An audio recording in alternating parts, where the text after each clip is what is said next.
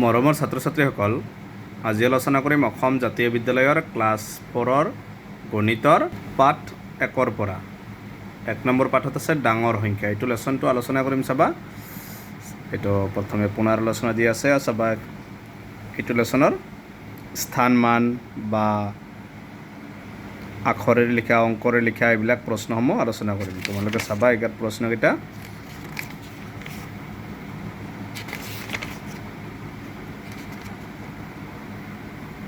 এক নিযুতত কিমান? 10 লাখ।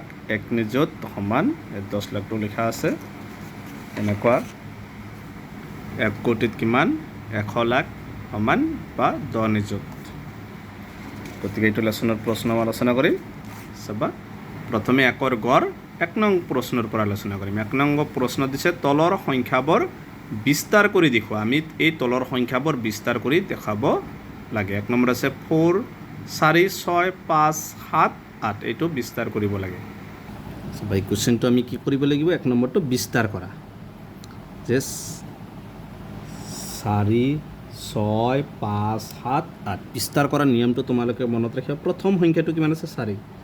একদম সহজকৈ বুজাই দিম চাবা। 4ৰ পিছত কেই ঘৰ আছে?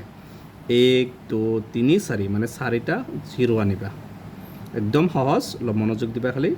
তাৰপিছত 4ৰ পিছৰ সংখ্যাটো কিমান? 6। 6ৰ পিছত কেই ঘৰ আছে? 6, 1, 2, 3 মানে 3টা 0। তাৰপিছত 6ৰ পিছত কিমান আছে? 5। 5টো দেখিবা। 5ৰ পিছত কেই ঘৰ? 1, 2 দুটা 0। তাৰপিছত 5ৰ পিছত কিমান আছে? 7। 7ৰ পিছত কেই ঘৰ আছে? 1 ঘৰ মানে এটা 0। প্লাছ বাকী থাকিল কিমান? 8 মানে 8ৰ পিছত কোনো বাকী নাই। গতিকে এইটো লাষ্টত 8 বহাই দিবা। হৈ গ'ল এইটো। চেম 2 নম্বৰটো একে। 8 আছে প্ৰথম সংখ্যাটো। তাৰপিছত কেই ঘৰ আছে? 6, 1, 2, 3, 4, 5, 6 মানে 1, 2, 3, 4, 5, 6 6টা 0 দিবা। তাৰ পিছৰ সংখ্যাটো কিমান আছে? 4। 4ৰ পিছত কেই ঘৰ? 3, 5, 1, 2, 3, 4, 5। তাৰ পিছৰ সংখ্যাটো আছে কিমান? 3। 3ৰ পিছত কেই ঘৰ? 1, 2, 3, 4, 1, 2, 3, 4। তাৰ পিছৰ সংখ্যাটো আছে 7। 7ৰ পিছত কেই ঘৰ? 3 ঘৰ 3টা 0 প্লাছ তাৰপিছত আছে 9। 9ৰ পিছত কেই ঘৰ আছে? 1, 2 মানে 2টা 0। তাৰপিছত 0টো লেখাৰ প্ৰয়োজন নাই। 0টো লিখিলেও যিটো হ'ব নিলিখিলেও একে হ'ব। তাৰপিছত বাকী থাকিল কিমান?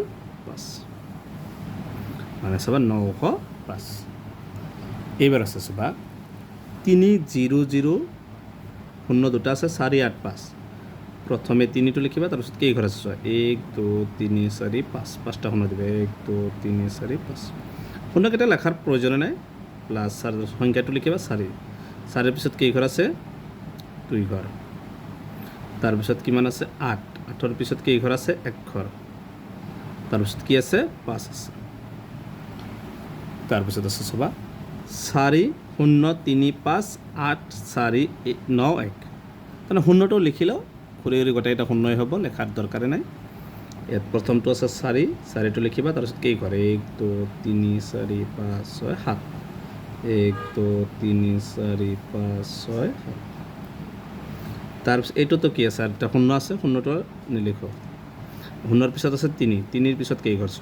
1, 2, 3, 4, 5। 1, 2, 3, 4, 5।